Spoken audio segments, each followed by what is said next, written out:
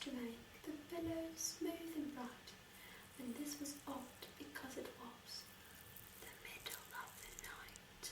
The moon was shining sulkily because she thought the sun had got no business to be there after the day was done.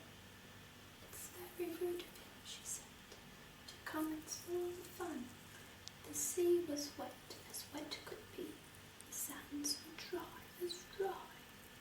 You could not see a cloud because no clouds were in the sky. No birds were flying overhead. There were no birds to fly. The walrus and the carpenter were walking close at hand.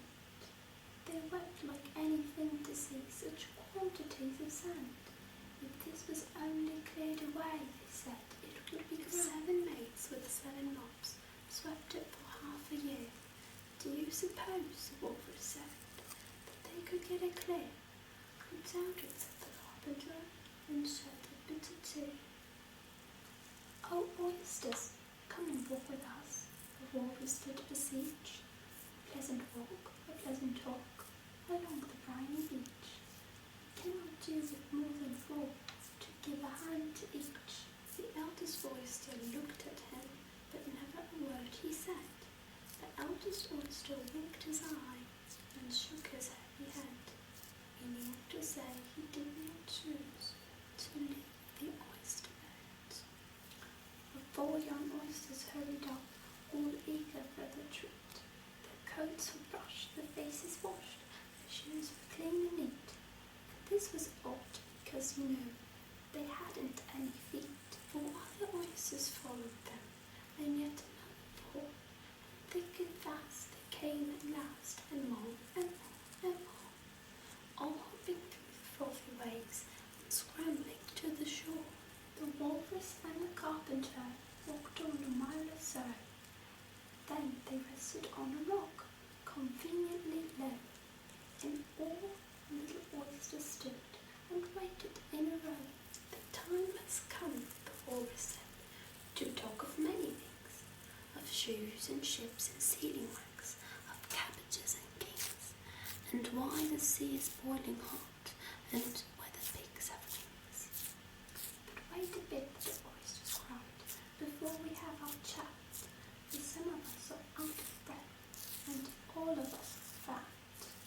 "No hurry," said the carpenter, "they think too much." "A loaf of bread," the walrus said, "is what we chiefly need. Pepper and vinegar sides are very good indeed. Now if you're ready, oysters dear, we can begin to feed." "But not on us," the oysters cried, turning a little blue. "After such kindness that would be a dismal thing to do."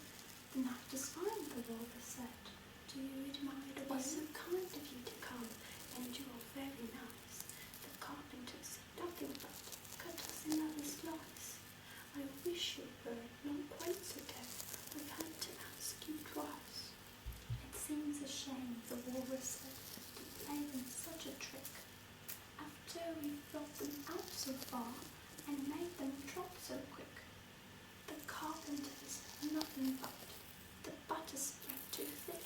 "I weep for you," the walrus said. "I deeply sympathize." With sobs and tears he sorted out those of the largest size, holding his pocket handkerchief before his streaming eyes.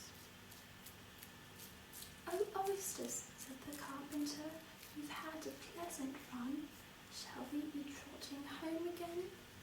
But answers there came none, and this was scarcely all because they had been eaten, every one.